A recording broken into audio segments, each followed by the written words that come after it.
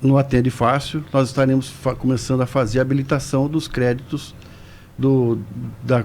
para compensação do que foi cobrado indevidamente a partir de 2015, de setembro de 2015 até março de 2016.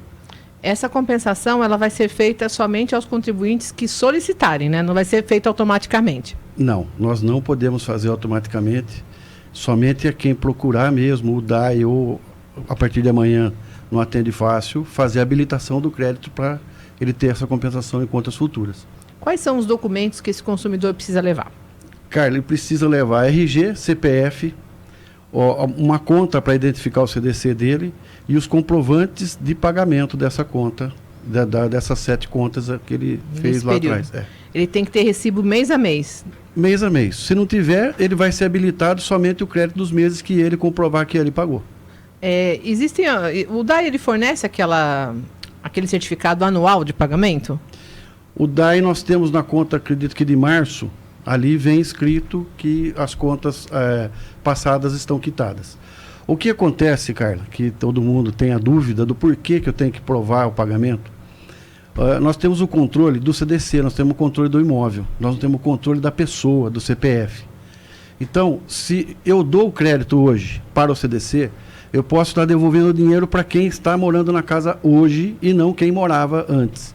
E como trata de dinheiro público, eu tenho que devolver para a pessoa correta, porque senão a outra pessoa procura, e quem tem que daí fazer o pagamento disso sou eu e não o DAI. Então esse comprovante anual que vem na conta de março, ele não vai servir? Vai ter que ser o mês a mês mesmo? Ele não vai servir, vai ter que ser o mês a mês a pessoa comprovar o pagamento dela. Esse comprovante de pagamento pode ser um extrato bancário. Banco, geralmente, você entra e ele te fornece o extrato bancário.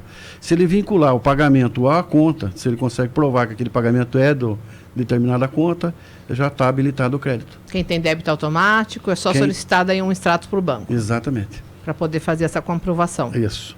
Serginho, a pessoa não precisa ter pressa também. Logo, não. Por exemplo, amanhã não há necessidade do contribuinte correr para para solicitar esse ressarcimento? Não, porque a habilitação ela vai levar 1 ano. Né? Então, esse período é um período bastante interessante para a pessoa se programar da melhor forma possível. Não precisa ter atropelo. O principal é que a pessoa vai ter 1 ano para fazer essa habilitação vai ser feita dentro dos conformes, ela vai ter todo esse tempo para, no caso, por exemplo, do Bidu, achar essas contas, os comprovantes, e ir sem problema, sem fila. Eu acho que isso é o principal. E o mais importante de tudo também, agregando ao que o Paulo falou, é que essa habilitação vai ser feita aqui no Atende Fácil, um local central, um local de facílimo acesso. Não há necessidade de ir até o DAI? Não há necessidade, a primeiro plano, ir no DAI, né? aqui na prefeitura. Então, é um local de facílimo acesso e, mais do que tudo e sobretudo, essa compensação não será em espécie.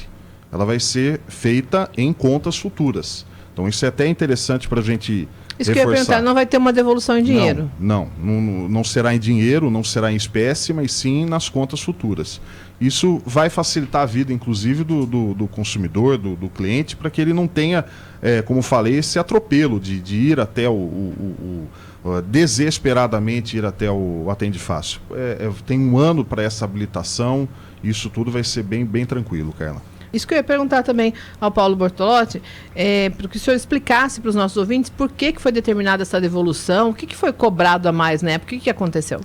Na época, Carla, já havia tido um aumento, acho que em torno de 12%, em fevereiro, se eu não me engano, e depois chegou, após julho, o DAI solicitou à agência Ares uma reposição de alguns custos que haviam subido, principalmente com energia elétrica, e foi autorizado um segundo aumento pela própria agência.